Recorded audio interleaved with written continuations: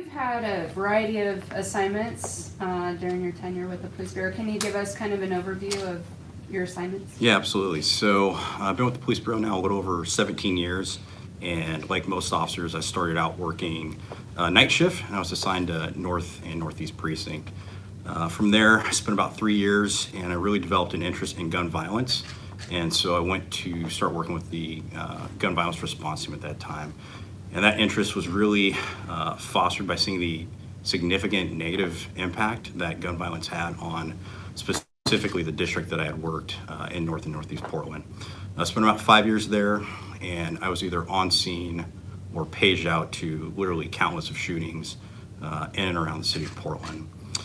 From there, also developed an interest in training, and I think one of the things that's being discussed right now is how do you change culture, how do you change organizations, and it's through training. So for about 5 years, I was one of our lead patrol procedure instructors, had a great partner, and our focus was always on providing the best level of training that we could for our officers and always striving for excellence.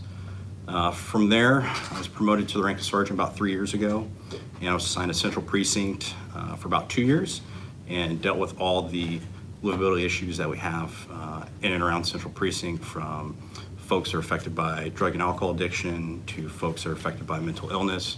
And then we had our robberies and shootings and stabbings as well. And then about a year ago, I went to the human trafficking unit, where I'm currently one of the sergeants in the human trafficking unit. I've also been a member of the Special Emergency Reaction Team, or CERT for short, which is Portland's tactical team, for a little over 7 years now.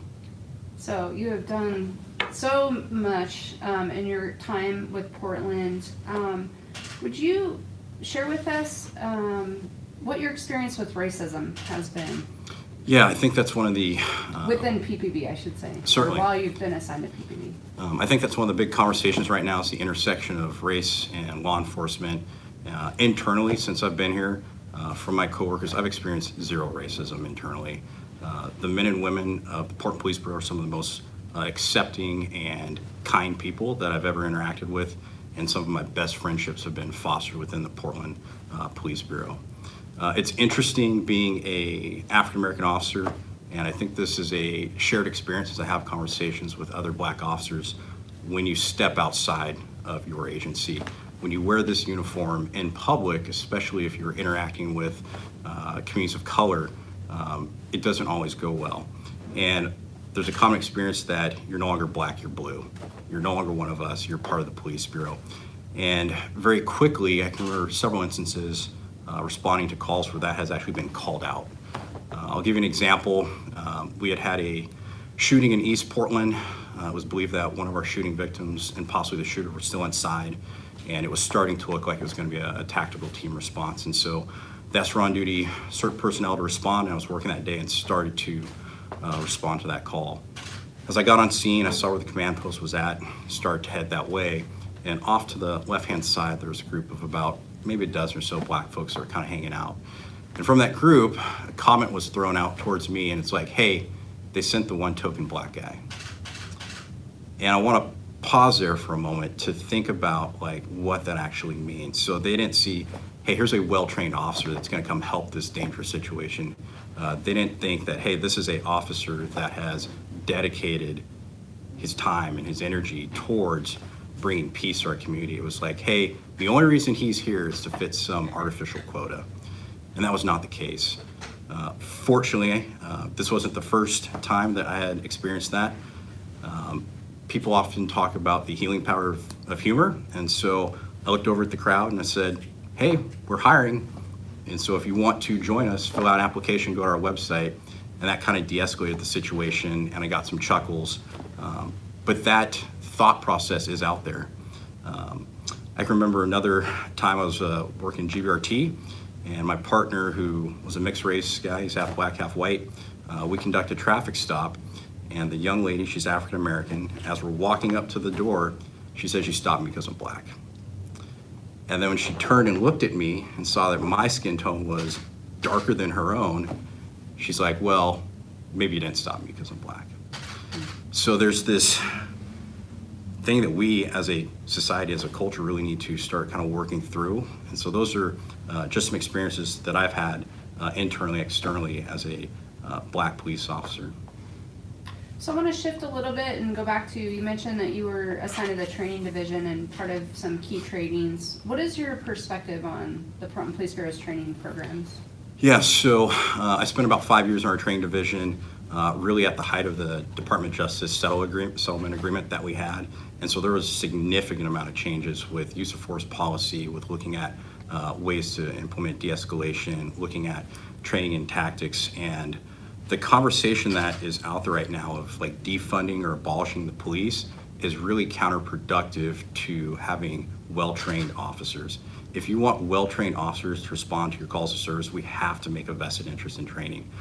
So our focus has always been, we have got to look for outside training, sending our instructors to develop them. We have to send officers to national conferences so that they can bring those things back so that we can vet our own policies and procedures against what the national best practice. So that was our focus, and still part of the focus of the training division is how can we improve, how can we get better?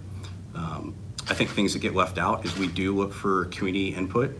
Currently there is a training advisory council, and that's made up of community members that from their different fields have a background in training. So we would vet that through them and have conversations about lesson plans that we're looking at, or a new training module that we may be looking at implementing. And then all the lesson plans and all the training that we do for in-service in our advanced academy, that all goes to the Department of Justice and gets reviewed and signed off before we ever roll that out. So I think that's a continued commitment that we have. And the unfortunate thing is when you start looking at budget cuts, training is often one of the first things to go. And we're dealing with that right now. Right now we can't send officers or our instructor cadre to outside training. And that's not going to yield the type of change and kind of forward thinking that we really want here in the Portland Police Bureau. And sometimes training is hard to codify as far as how impactful it is. You would never probably bring this up yourself, so I will.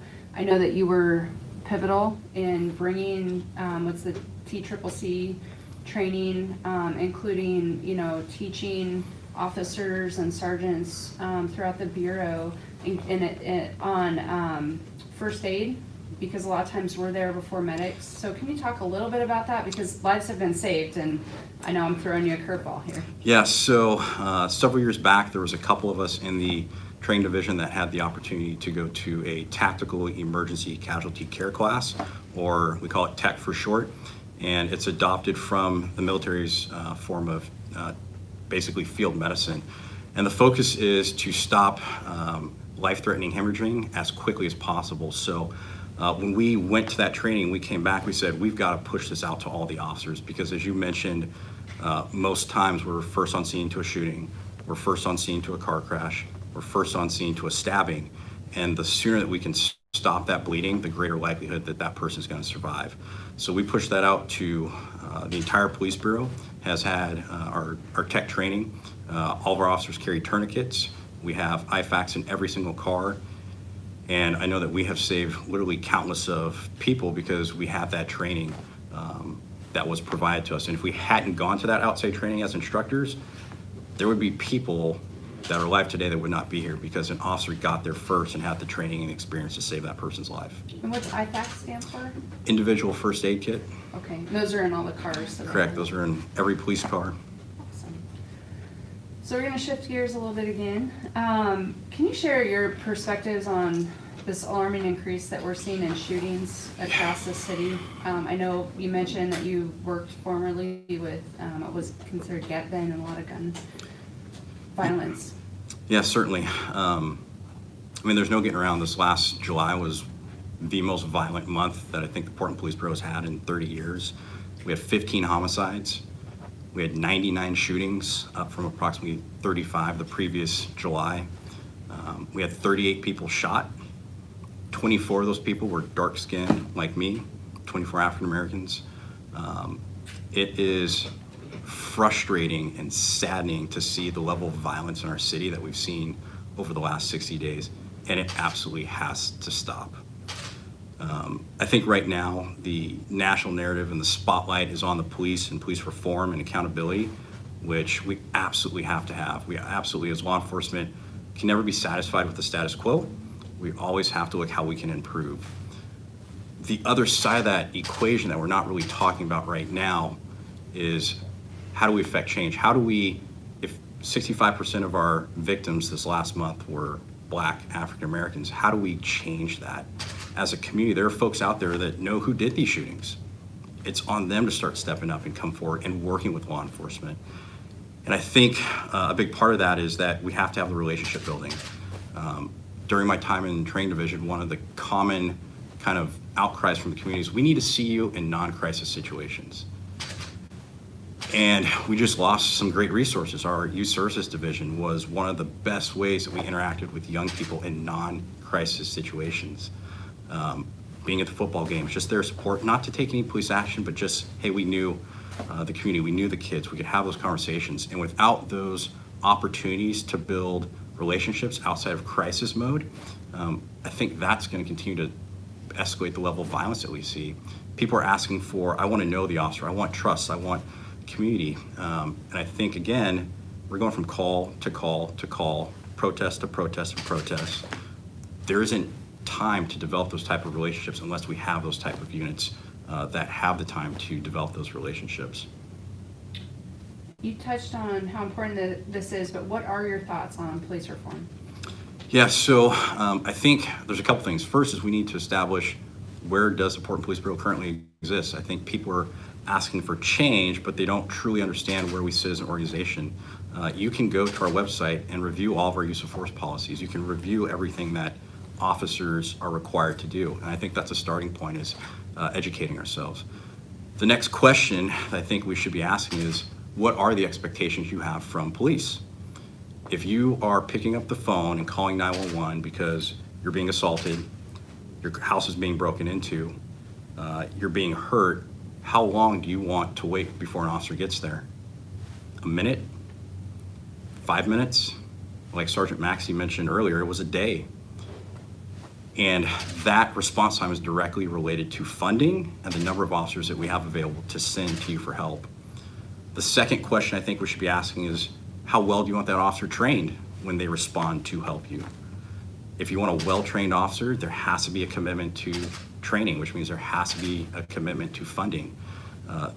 The conversation right now around defunding and abolishing the police do not equate to those goals I think the community is really asking for, of a well-trained, efficient officer to respond. And that also goes with our investigative capacity as well. God forbid you are the victim of a crime and it has already been committed. Do you want your crime investigated, whether it's the burglary or the assault, or maybe, God forbid, your family member has been a victim of a homicide? All of those are directly related to staffing and how well funded your law enforcement agencies are. So I think those are the conversations we need to start looking at. Those are the types of things I think will get to where we want to be as a community, where you want your law enforcement agency to be.